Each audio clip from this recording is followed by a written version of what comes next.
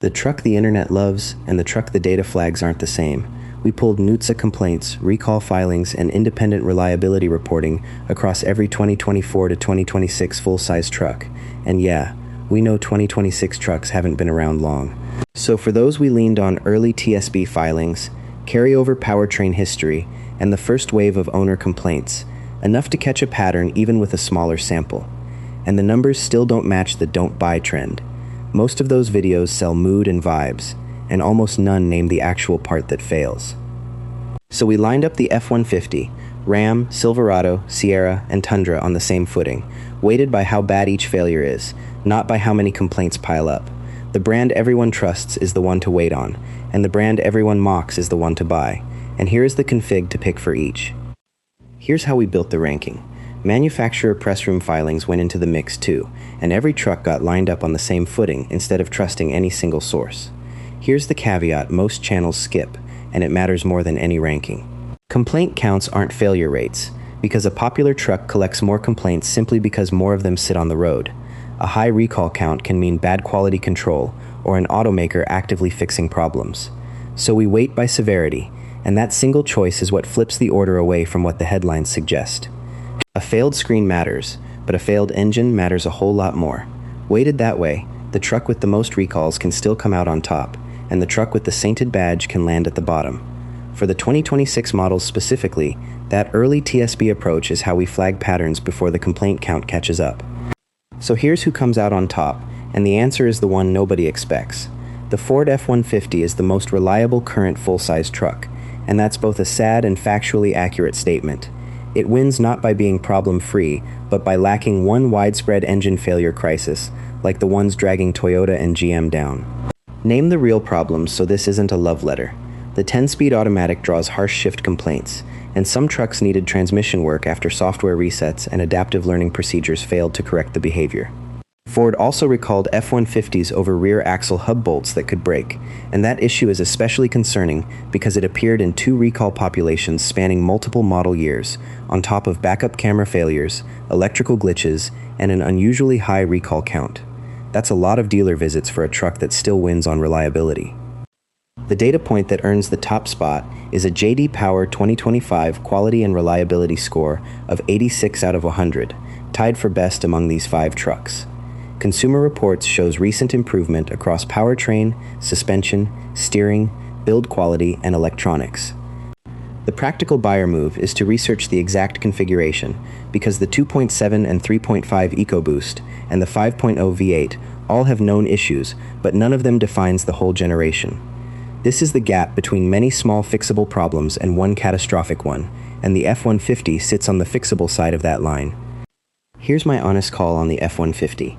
Buy it, but buy with your eyes open, and pick the configuration carefully, because that's where the real risk lives. And about that brand everyone trusts. Hold that thought, because the data doesn't agree with the reputation. Now the truck that just dropped from first to second, and the reason is a familiar one. The Ram 1500 fell from the top spot a few months ago because of a rash of electronic problems in 2025, and newer models on the new Atlantis electrical architecture, and that's where the everyday pain shows up. Be specific about what breaks. Owners report blank instrument clusters, battery drain, infotainment failures, and rear window leaks, and there's an ABS software recall covering more than 1 million trucks. When software disables stability control or wipes the instrument display, that's more than a nuisance, and it's the kind of fault that erodes trust fast. You don't ignore a truck that forgets how to stay stable. Then there's the good news, because the bones are still strong. The ZF 8-speed automatic is one of the strongest transmissions in the segment, and the Hemi has a long, well-documented service history, even with exhaust manifold leaks, valve train concerns, and e-torque issues on the ledger. The early Hurricane Inline 6 reports are check engine lights, misfires, and thermostat trouble, but nobody has shown widespread failures on the scale of GM or Toyota. The market signal cuts both ways. J.D. Power scores the 2025 Ram at 77 out of 100. The lowest of these 5 trucks, and Consumer Reports places it near the bottom on build quality and in-car electronics. But Ram now backs 2026 trucks with a 10-year, 100,000-mile powertrain warranty. So here's the call on the Ram. Buy it, expect some electronic irritation in return, and let that long warranty do the heavy lifting while the Atlantis bugs get ironed out. Now the pair that shares engines, transmissions, and engineering, so the reliability risk is the same on both sides of that badge. We treat the Chevy Silverado 1500 and GMC Sierra 1500 as one truck, because choosing between them is a trim decision, not a reliability decision. The headline failure is GM's 6.2-liter V8, and it's the first recall in this list, big enough to feel like a real warning. The recall affects nearly 600,000 vehicles, and NHTSA documents cite connecting rods, crankshafts, oil passage debris, and out-of-specification components as potential causes of complete engine failure. Owners received notification letters starting June 18, 2025. Out of specification is engineer speak for parts made slightly wrong, and in this engine, those slightly wrong parts can wreck the whole thing. That is an expensive way to learn which engine to avoid. The alternatives aren't clean either. Some 5.3-liter V8s suffer lifter failures. The 3.0-liter Duramax diesel has thrust bearing and coolant control valve concerns, and the 8 and 10-speed transmissions have reported trouble, on top of additional recalls for tailgates opening unexpectedly, airbags, and brake warning software. Here's where the data fights itself, and it's worth slowing down for. Consumer Reports has both GM trucks improving substantially for 2025, and J.D. Power scores the Silverado at 86 out of 100, tied with the F-150, while the Sierra sits at 82. The surveys say these are among the strongest trucks you can buy, but the NHTSA record says choosing the wrong engine can still produce one of the most expensive failures in the segment. Both things are true at once. Your move is to use GM's wide powertrain spread to cut your risk, because avoiding the 6.2-liter V8 and verifying the recall status by VIN changes the whole ownership story. So here's where I land on the Silverado and Sierra. Buy one, but only if you skip the 6.2-liter V8 and confirm every open recall is closed before you sign. Now the brand everyone trusts, and the data doesn't. The Tundra finishes last, not because it produces the most complaints, but because its defining problem is the most severe, and that distinction is the whole point of weighting by severity. Here's the failure at the part level. Toyota linked failures in 2022 to 2024, non-hybrid trucks to machining debris left inside the twin-turbo V6, and the original remedy was complete engine replacement. Later documents point at the #1 main bearing. High-load towing cycles can trigger sudden front bearing seizures, which is exactly the kind of failure that turns a work truck into a paperweight. The recall timeline kept growing. Toyota recalled roughly 102,000 vehicles in May 2024, about 127,000 in November 2025, and about 44,000 2024 non-hybrid Tundras in May 2026. A June 2026 expansion pushed the total to a reported 270,000 engines across the 2022 to 2024 years. Here's the June 2026 twist those don't buy videos missed, and it changes the verdict.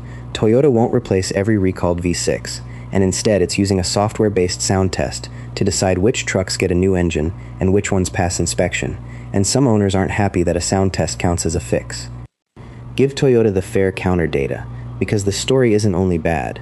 Consumer Reports shows the 2025 Tundra making major gains in powertrain, brakes, suspension, steering, electronics, and build quality, and J.D. Power scores it at 83 out of 100, ahead of the Sierra and the Ram. The redesign problems look corrected, but there isn't enough high-mileage evidence yet to override the engine replacement history, and that's the line a severity-weighted read won't cross. Here's my honest call on the Tundra. Wait, not forever. But wait for the 2025 and newer trucks to stack real miles and prove the bearing problem is truly behind them, because trust earned back over time beats a badge inherited from the last generation. Land it plainly, because this is the takeaway you came for. Recall count is a bad compass, and severity is a good one, which is why the F-150 has the most recalls of this group and still tops the ranking, because none of them is a widespread engine crisis. The buyer move is 3 steps and clean, so do it every time. Check the VIN for open recalls, research the exact engine and transmission, and get a pre-purchase inspection, because the badge alone isn't a reliability guarantee. Here's the one-line verdict you can take to the dealership. The F-150 and the Ram are buys. GM is a buy if you skip the 6.2-liter V8, and the Tundra is a wait. The bigger question the data raises is whether Toyota's 2027 refresh finally puts the twin-turbo V6 behind it, and that's the numbers run we'll pull the moment it lands. If this is the kind of truck read you want before you spend real money, subscribe to the Spec Desk and turn on notifications, because the next batch of service data is already loading.